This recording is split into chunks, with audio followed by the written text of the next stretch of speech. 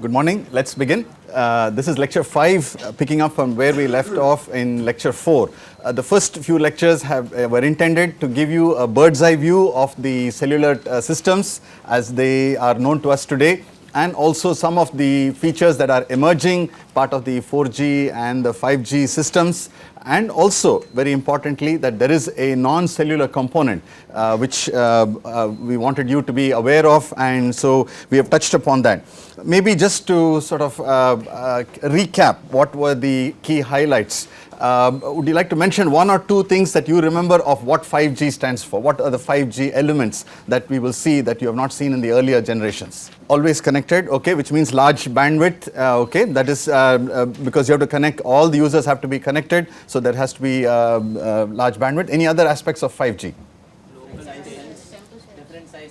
Different size cells, okay. Large number of basically what we refer to as heterogeneous networks, HETNets. Yeah, I heard some. New waveform designs, okay, yes, that is definitely part of 5G discussions as well. Densification, which means that there will be a large number of small cells, that is an important element. Massive MIMO is another element that we think will play a role. What about the elements of non-cellular technologies, basically the ones that are going to compete for the smart grid, smart cities, smart transport? Zigbee, Wi-Fi. There's a whole range of technologies. So cellular is dominated by one standard. In the non-cellular domain, there's a large number of technologies that are available. Each one is optimized slightly differently, so therefore we can take advantage of that. And I heard one more comment. Anything about non-cellular? Low power is a very key. They are competing with cellular because they want to be able to, their devices to last for long periods of time. And of course there are technologies which are low data rate but still are aiming for long range. So those are the elements of what we have covered.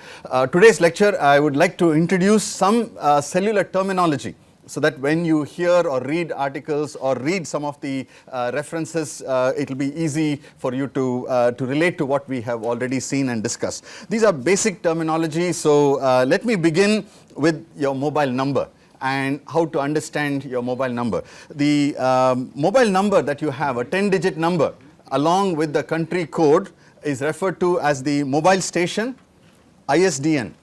Integrated Services Digital Network number, MSISDN number.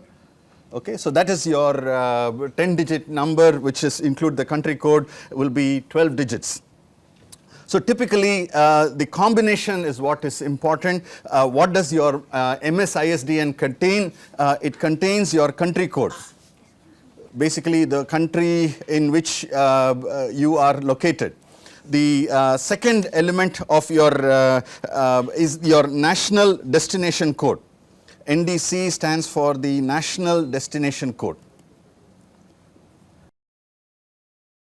So that would mean your operator and your information about where you are normally, what is your home location, national destination code. And the last one is actually your subscriber number. So this is a good way to capture that. This is all the information that you need to actually reach a user. Which country, which operator, which region, and which subscriber in that region that you are interested in. So the 10 digits, it's interesting for us to break it up a little bit more. In India, we would look at it in the following fashion. These 10 digits would be characterized as OO, AA, and then 6 digits, NN, NN. Okay, this is how the 10 digits would be constructed. OO stands for operator code. Usually by looking at the first 2 digits, you can tell who your operator is. So that's my IIT number 94. We are part of BSNL, so 94 obviously stands for BSNL, and definitely that would give us an indication of which operator. Second one is the operators have got zone codes. Basically together they have to tell you where is my home location. AA in India typically stands for the zone code, the area that you are located in. And the last 6 digits are the subscriber number. Okay, so at a high level, we need to indicate what is the country code, that is +91 for us, and within the 10 digits, the national operator code, the destination code, and the subscriber number. And invariably, this is what you will find as your. So now the important question is, if you are an Airtel subscriber who has switched over to Vodafone, for example, and you want to keep your number, mobile number, now what happens? How does the network know? Because let's say I switch over to Vodafone or Airtel. Airtel is 98 in the Chennai region. So but the network thinks I am a BSNL subscriber. So that's an important element. So let me just sort of go back to our earlier presentation and then just ask you to tell you where in the network do I need to have additional information so that we can handle this problem. Basically, we're talking about the problem of mobile number portability, right? What happens when you have changed your number? So if this is the scenario, I think the next slide is what we wanted. Yeah. So somebody is trying to reach me and they dial 994. So the network thinks I'm a BSNL operator. So basically we'll go to the BSNL home location register and BSNL says, I don't know this operator, this user does not exist. So there is a node that operators have created, which is before you get to the gateway. Basically, it's a database of all those who have ported their number. So basically, if you have ported your number, what is your current operator's identity?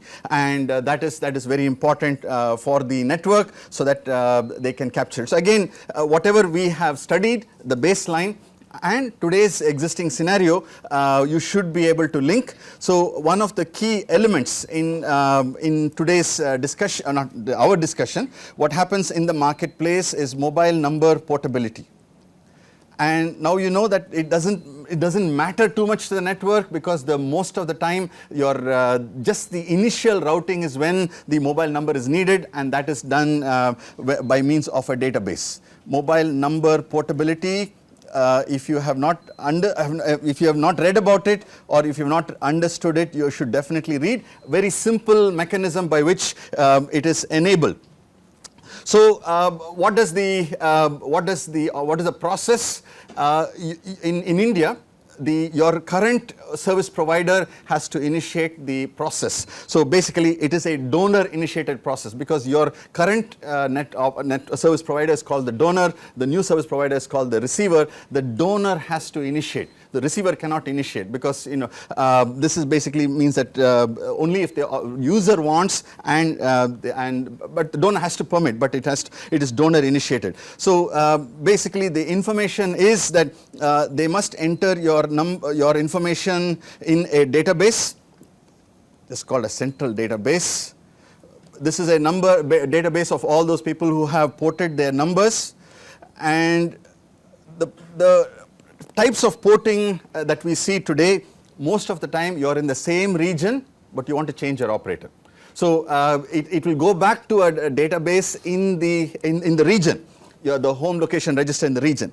But there are people who may have moved to a different region but want to keep the same number because they are also doing some kind of number portability, but it's within the same operator. They don't want to change their number.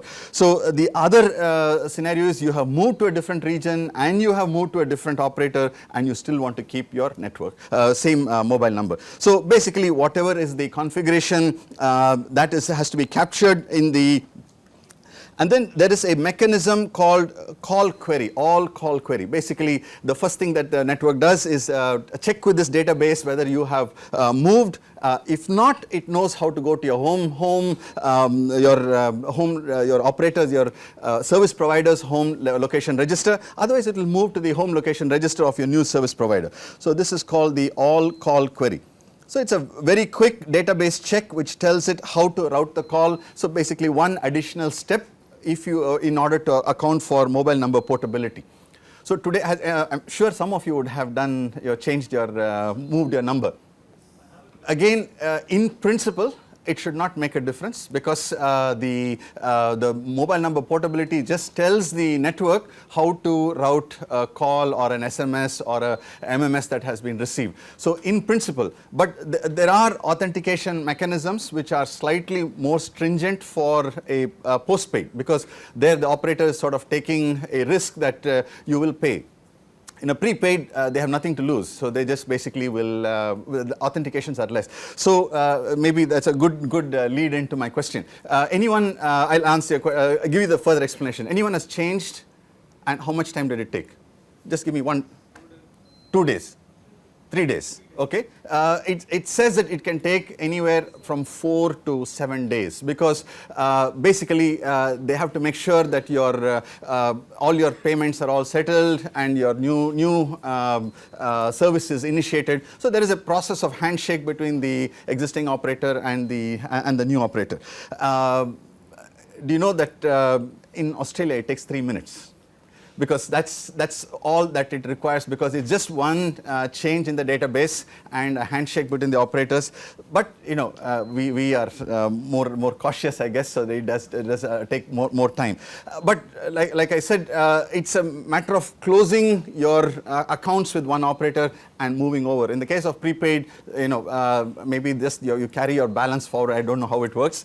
But in the case of postpaid, you have to settle your accounts, make sure that you know they have to return your deposit and things like that. So I think there is a little bit more processing that's needed for a postpaid. But from the technology perspective, it doesn't know the difference whether you're a prepaid or a postpaid customer. All it knows is, okay, you have now you have a BSNL operator code, but you're actually Vodafone or a Reliance subscriber. So that's so interesting that you know, whatever we study in the course actually has got relevance. The MSISDN, very important. That more or less defines who we are in the network. It is very important that the mobile identity is not cloned, and that is where the authentication comes in, and a lot of interesting technology related discussions will happen. But again, that is something that if you are interested in studying more about the security in a cellular system, that is something that needs to be studied. Okay, now I would like to go back and quickly discuss some additional terminology that is used, something that I believe every student who has studied wireless and cellular must be familiar with, and therefore you are able to understand when you read technical articles, you are able to understand and appreciate. So first thing is, let me refresh your memory, or you know, take you back to understand the two types of duplexing that we have in a cellular system. So the first scenario is frequency division duplex. So this is one operator. You are talking about how the transmission happens from the base station to the mobile. That is called the downlink. The mobile to the base station, that's called the uplink. And typically they are differentiated in the case of a frequency division duplex by means of different frequencies. The uplink transmission happens at a different frequency from the downlink channel. Okay. Now, let me keep that picture in mind. We'll come back to addressing a few more elements about it, but after we have discussed some aspects. So the concept is that I have a mobile and a base station. Let me use blue for the downlink. This is the downlink, red for the uplink. Okay. Now let's take a very practical case. India GSM, second generation. Now how is the frequency allocation done for this? So there's a band of frequencies which are specified as uplink frequencies. It starts at 890. All the numbers that I write will be megahertz, so please fill in the units. 890 to 915, and then after a gap there is a set of downlink frequencies which start at 935 and ends at 960 megahertz. So this is how the GSM frequency band is located, and notice that each of them is 25 megahertz long, but GSM transmission actually occurs using a 200 kilohertz channel. So let us say I was using this 200 kilohertz channel that was for my, that's downlink, I should erase that. Downlink is here. Let us say I was using this 200 kilohertz channel, the corresponding uplink will be here. There is a spacing between the uplink and the downlink frequencies, which if you notice is 45 megahertz. 45 megahertz, okay, and that is always preserved. Whenever you get a uplink downlink channel pair, you can verify that it has to be 45 megahertz apart. Notice that if you got something which is very close to the band edge near 890, the uplink will be close to 935. Again, the 45 megahertz spacing is preserved. Now, this is a very important element, though you may say, well, okay, there is a uplink, there's a downlink, there's a spacing between them. The reason for this is, let me just highlight the following. Okay, now let's look at the uplink transmission, the red transmission. What is the power with which your handset transmits? Rough idea. You should know. What is the power level with which it transmits? 1 milliwatt? 1 milliwatt? Cellular. 10 milliwatts, 30 milliwatts, it's 1000 milliwatts. It's transmitting at 1 watt. 1 watt is your transmit power. So the uplink transmission is at 1 watt. Okay, this is the uplink transmission, and uplink is at the is a lower it's some channel which is lower. So this is 1 milliwatt. If you converted that into dBm, that is 30 dBm. That's your transmit power. Okay, now. I'm sure you have done at least one of the calculations that were there in the slides. Approximately what is your received signal power? Received signal power. It is very, very low. Minus 100 dBm is actually something lower than that. Just for ease of discussion, minus 100 dBm, let us say. Okay. So the difference that you have between your transmit signal and your received signal is approximately 130 dBm. Okay, 130 dBm. Okay, 10 on a dB scale means that it's a factor of 10. You can see that if it's 130, this is orders of magnitude larger. Okay. Now, the reason that they need to be separated in frequency, first and foremost, is that we don't want your uplink to in any way affect your downlink, because both are using the same antenna. The circuitry for the transmitter and receiver are physically close to each other in the transmitter. So there is a possibility that there is some RF leakage from the uplink portion to the downlink portion, which means that your downlink will be completely wiped out. And to make sure that this can never happen, we introduce a filter which is a band pass filter, which basically will eliminate all of the, after 915 megahertz, up to 915 megahertz is stop band, and beyond 935 is pass band. So basically there is a band pass filter which will separate out. In addition to frequency separation, there is a, so analog, this is an analog filter. It's sitting right at the front end of your receiver. It makes sure that your receive chain is protected from the radiation that's happening in the transmit chain, and therefore not affected by the, so this is called a duplex filter. Duplex filter, why? Because my uplink and downlink, it's frequency division duplex. I don't want my uplink to affect my downlink, so therefore I introduce a duplex filter which separates the high power uplink transmission, rejects it, and then allows only my low power receive signal to pass through. Now analog filters are always specified in terms of a Q factor. So this will turn out to be a high Q factor filter. High Q filter. Why? Because the carrier frequency is large, around 900 megahertz, 900, and your delta F is your transition bandwidth, how sharp your filter is supposed to be, and therefore the 45 megahertz is given so that your Q can be manageable in terms of a component that is not too large. If you have a very high Q filter, the component will become bulky and therefore will make your device. So everything has a reason, and this is an important element that you need to keep in mind. So let me just for a moment go back to our slide and look at the information that is there. So uplink, downlink. Right at the front there is a duplex filter that protects your receiver. So basically will prevent the transmit chain from affecting your receive chain. So this is a very important component that is there in a frequency division duplex system, and this is a bulky component, so therefore we must be careful about the size and the design of that. Okay, so this is a important element. Now let us move over to a time division duplex system. A time division duplex system. Okay, this is a time division duplex system. That means there's only one frequency. There is no uplink, downlink. At one point in time, I transmit uplink from the mobile to the base station. Then the base station transmits to me. We go ping pong. So notice that in such a case, it's a switch that is sort of connecting the antenna to the transmit and receive chain. There is no need for a duplex filter because transmitter and receiver are not on at the same time.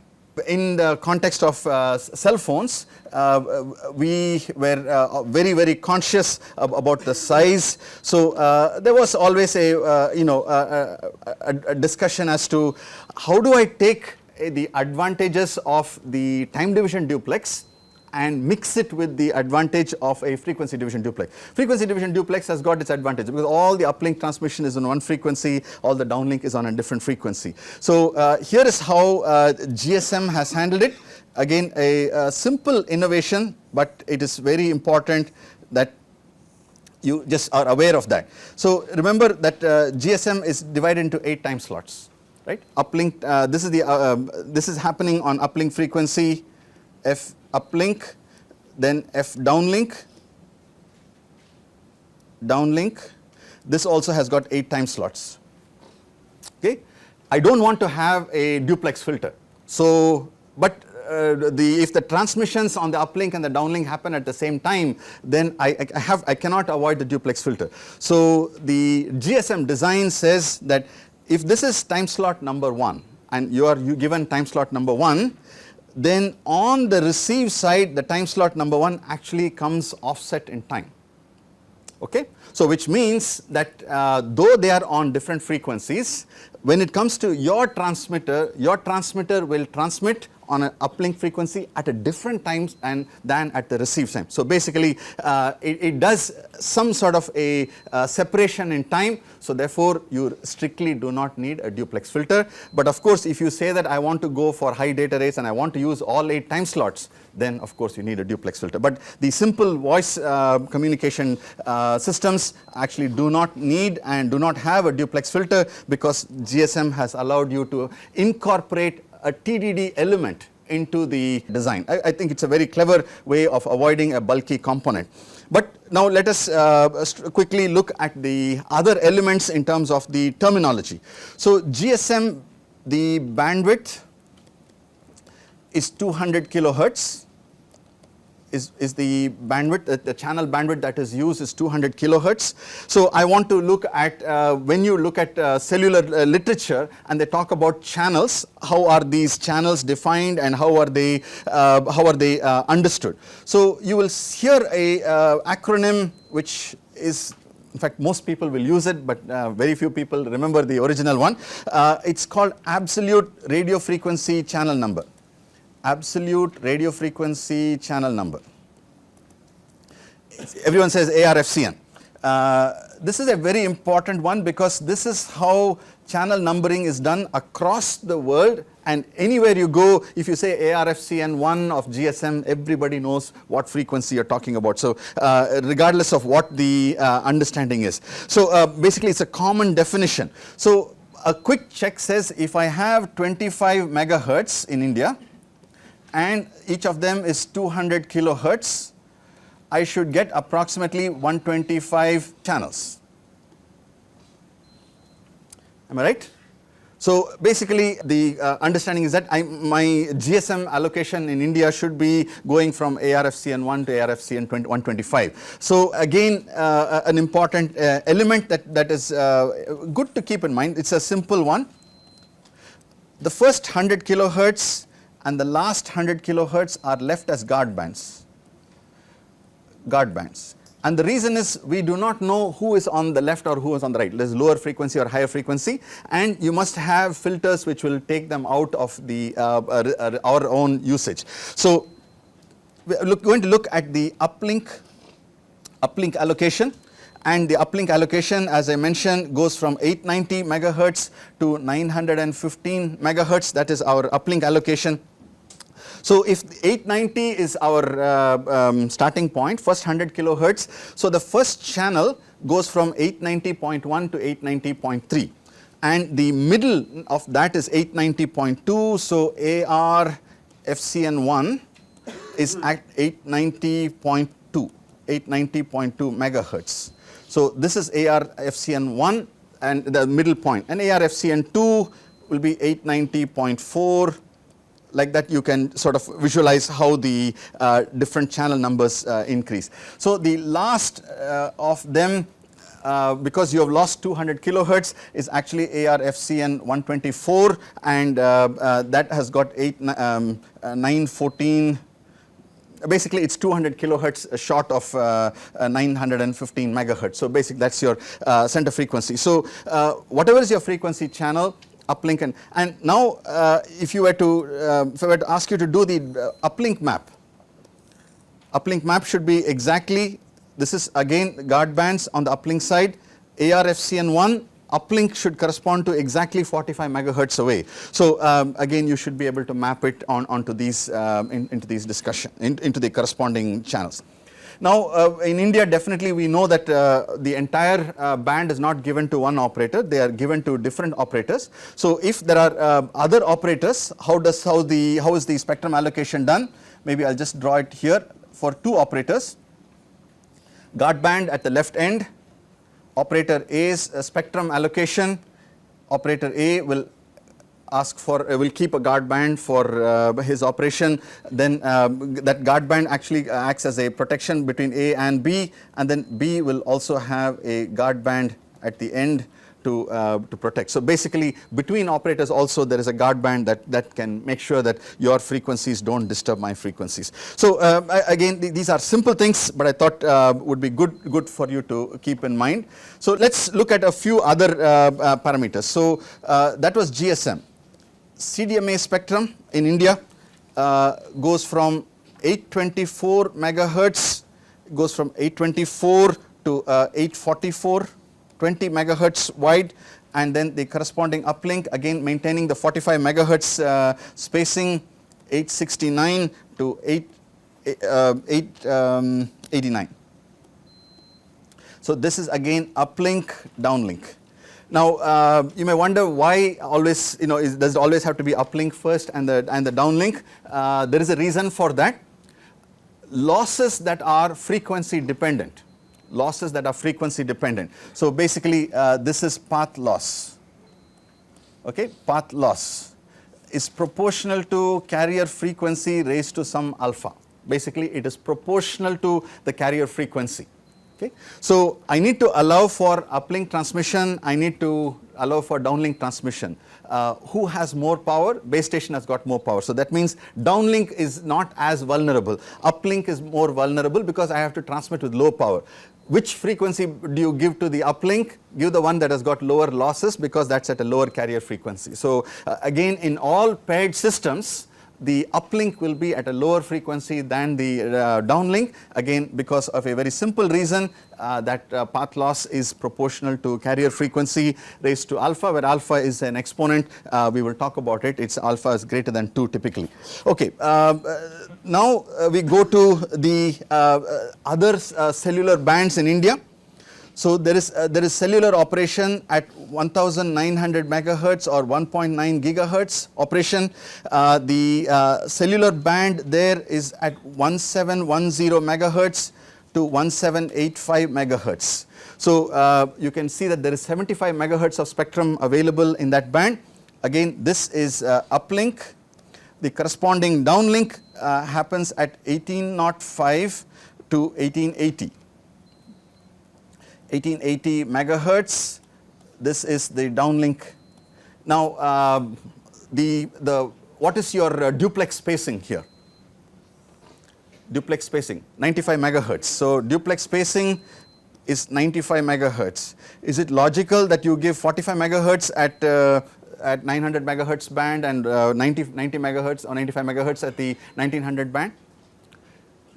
Yes, if you want to keep the same Q, because the carrier frequency has doubled, so therefore you want to allow double the spacing so that you can keep the same Q. Again, sort of trivial observation, but it is important, it's consistent with the our understanding that we have. Okay, so this is all about the 2G bands. Let's quickly mention the 3G bands. 3G bands, there is a band at 1920 to 1980, and then correspondingly 2110 to 2170. Okay, so this is all frequency division duplex. Notice there's an uplink frequency and there's a downlink frequency. Now when we go to 4G, a lot of the deployments in India are in the TDD band. That means there is only one band that is available. There's no uplink, or both uplink and downlink will happen on that band. And this is in the 2300 megahertz to 2400 megahertz. Notice that there is 100 megahertz of spectrum available, but approximately one half of it, I mean half the time it will be used for uplink, half the time for downlink, and that is what is reflected for us in the chart, which shows the difference between uplink, downlink on an TDD system. So in this case, the frequency is 100 megahertz available, but each operator will get 20 megahertz, and then that 20 megahertz you have to use for both uplink and downlink. And a lot of the early deployments have been using 20 kilohertz bands, 20 megahertz bands for the uplink and downlink. 20 megahertz means it can support very high data rates, and that's where you are seeing the high speeds in the 4G system. Okay, very quickly, any questions on TDD, FDD, duplex filter, uplink, downlink, any of the points that we have mentioned so far? Why 200 kilohertz channel? Oh, for the 2G system, because GSM was designed with a 200 kilohertz system, and if you recall, the 200 kilohertz system means that your baud rate, your symbol rate is basically as 200 times per second approximately. And if I went higher with the TDMA system, what will happen? The time duration will reduce and my equalizer will become more complex. So at the time of introduction of GSM, people thought that up to 5 symbols of ISI would be manageable by the DSPs that were available to us. So they did not want to make the equalizer more complex than that, so that's why they limited themselves to 200 kilohertz. If they had gone to 1 megahertz, the equalizer would have been very complex and the receivers would have become very expensive. So they wanted to be able to build handsets that are low cost and also complexity with the technology that was available at that time. So that was one of the limiting factors. Today we have the equalizer, so today we can go much higher. But having said that, we don't do equalizers, we go for OFDM, which tries to avoid an equalization. Good. Any other questions?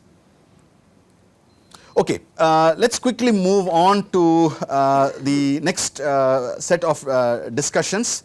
And one of the things that time permitting we will do in this course is make a visit to one of the cell towers. Whoever is interested, we have a number of cell phone towers on campus. It's always interesting for us to go and visit that. Okay, you won't see a cell tower quite like this, but this is what you would find in a typical cellular deployment. And what I want you to notice is that, of course, why so many antennas. Sometimes there are small microwave antennas that are present, parabolic dish antennas that are present. Those are for microwave backhaul. So, but what is very common, what is very important for us to notice, there's a triangular structure at the top. Right at the top there's a triangular structure, and on each side you see 2 antennas. Basically, if I were to draw that, there is a triangular structure. You see 2 antennas.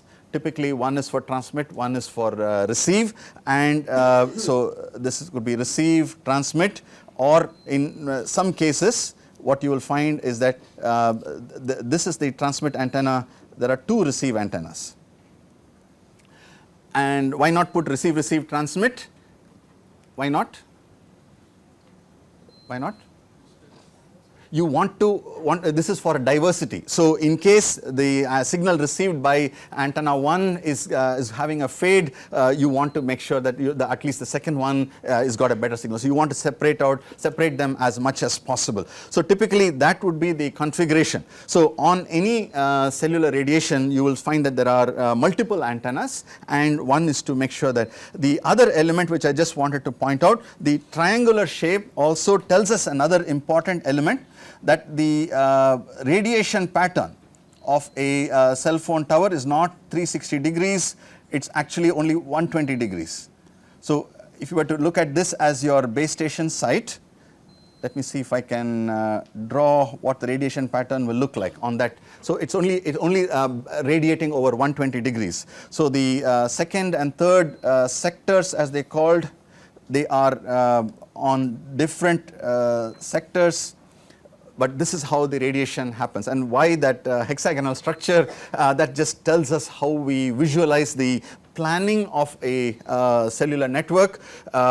This is the most compact structure that without any gaps. So if you want to cover an entire geographical region, you plan it using a structure or a shape that with minimum shape, with a minimum number of them you can do. It's called tessellation. We'll talk about that in the next lecture. That's part of the cellular design. Okay, so we've talked about frequency division duplex, time division duplex, uplink, downlink, basic structure of a cell phone tower. But I wanted to add to you a few more things which are useful for us to keep in mind as we study our first understanding of the cellular system. Okay, now when we talk about cellular systems, we always talk about channels, because a channel is the vehicle by which we carry information. So here is basic information. We talk about a channel. So the first aspect that we talk about is a physical channel. Okay, when I talk about GSM, I know it's a it's a FDD TDMA system. So the channel that I am talking about for a GSM system is one time slot in the uplink and a corresponding time slot in the downlink. One time slot in the downlink. This combination establishes a physical channel in which information can flow from the mobile to the base station and from the base station to the mobile. So a physical channel in GSM is one time slot. In CDMA, it is one spreading sequence or one spreading code. So one spreading code, notice it's also an FDD system, so therefore I must allow for a different spreading code on the uplink and a different spreading code on the downlink. You'll have to make sure that, so this is GSM is FDD, CDMA is FDD, keep both those pictures in mind. Now comes the LTE system. LTE system. Okay, now what is a physical channel? Physical channel basically represents a set of carriers. So a set of carriers, it can be one, it can be more than one, but a single carrier will be very narrow, so you may want to have a set of carriers. Now what about uplink, downlink? Uplink has got a structure which has a set of carriers as the traffic channel. Downlink will have a set of carriers as a traffic channel. So keep in mind that this is a slightly different system. This has TDD, but in essence, the notion of a physical channel, very important. This is what is your base on which you build your entire system. Okay. Now, in addition to the physical channel, what is the information that is going over these physical channels? So that is what we refer to in cellular jargon as logical channels. So in GSM, I can take one physical channel, I can send different types of information that we can use for the communication purposes.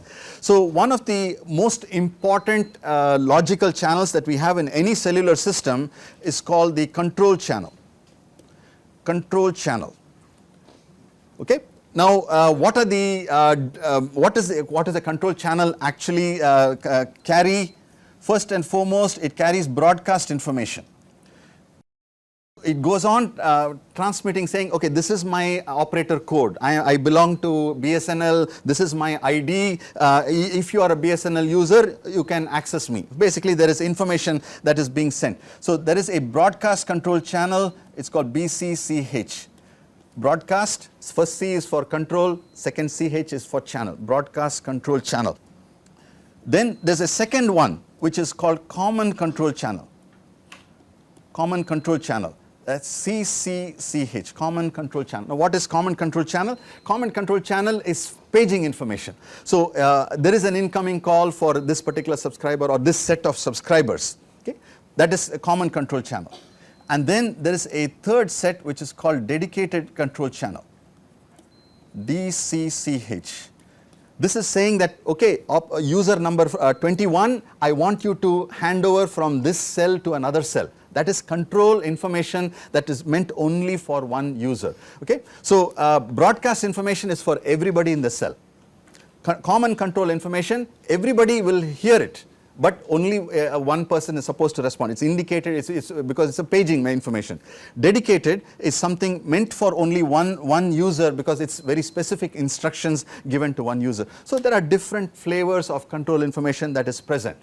Now, do you need 3 physical channels for this information?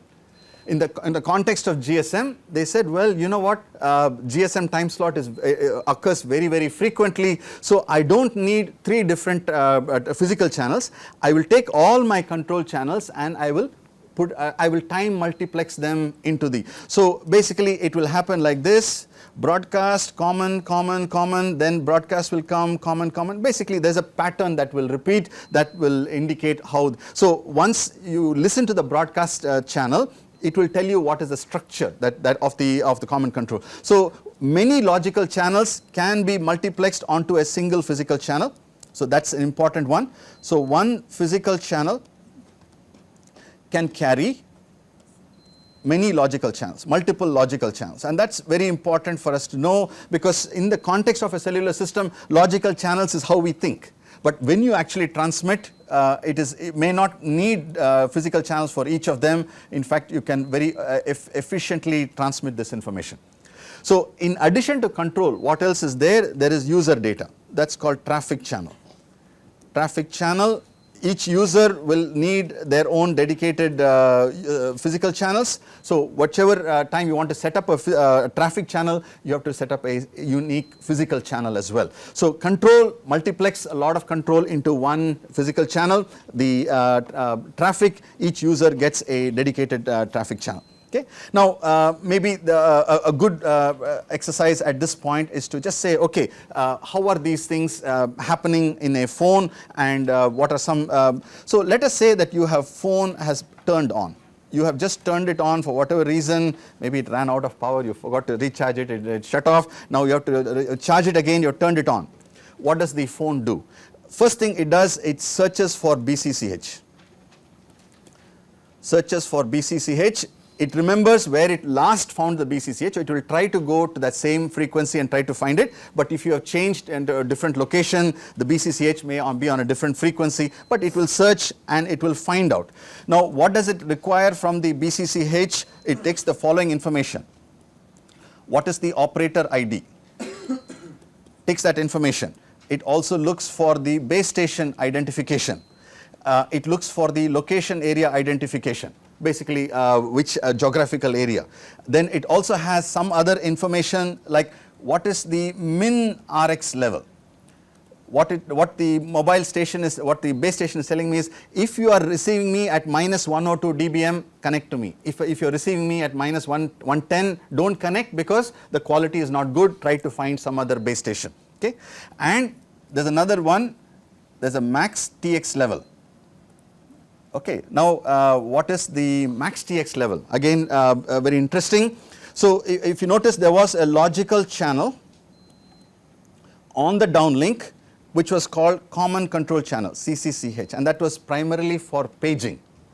Now, what happens on the uplink? Paging means the network wants to tell you that there's a call coming in or there's a message for you. So, which means that that's the information. Now, on the uplink should be the mobile trying to initiate a call, right? I want to make a call. So, that is called a random access channel, because multiple users may decide to send the request at the same time. So that is called random access channel.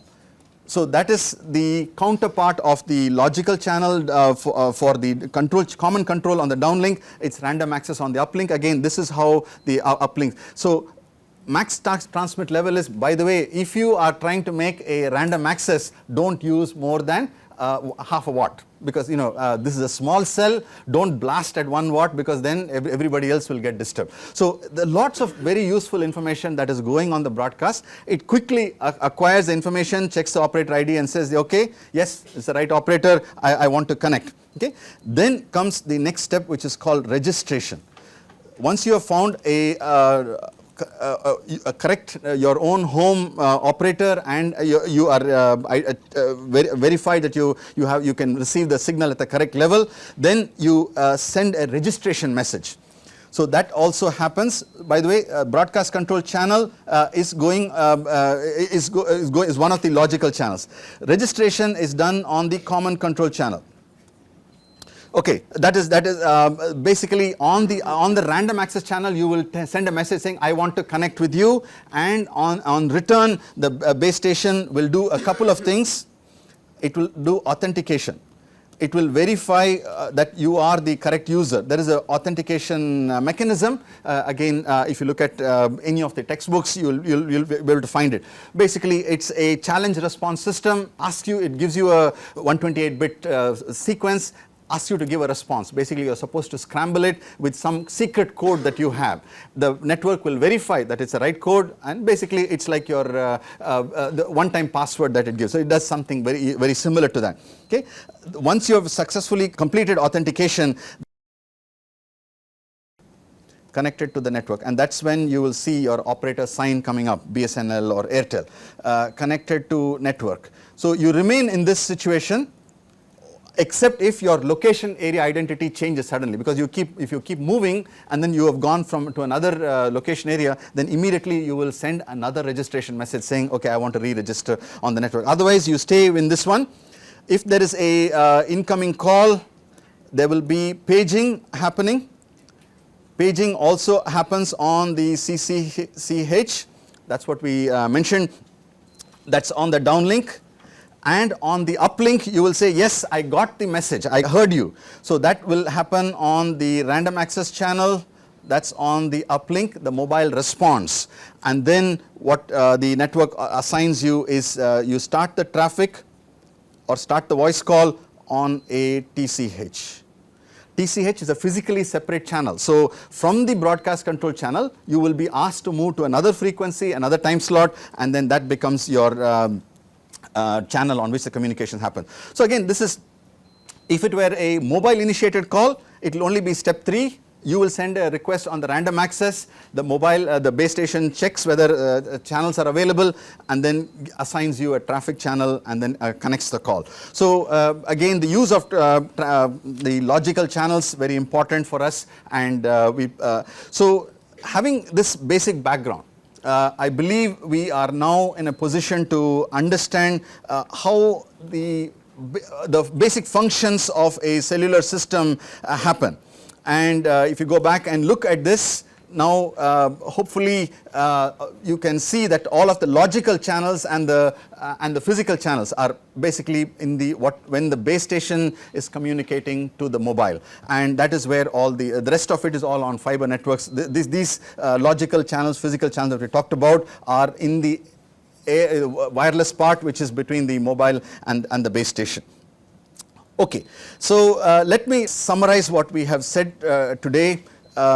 We have talked about the FDD part, the reason for a duplex filter, the time division duplex where you have uplink and downlink on the same frequencies, and how GSM, though it's an FDD system, very cleverly avoids a duplex filter. And that's a good way to remember how is the information done. Physical channels are very important. Using the physical channel, we transmit multiple types of logical channels which help us communicate between the base station and the mobile. Okay, any questions? Okay, please do read. The reading assignment has been posted. Molish, chapter 3 is what we are going to pick up. Basically, we are going to talk about, we have covered all the basic cellular terminology. We will pick up with link budget in the next class. Basically, it's just to visualize what a link budget is and how it impacts a wireless system. Thank you. We'll see you tomorrow.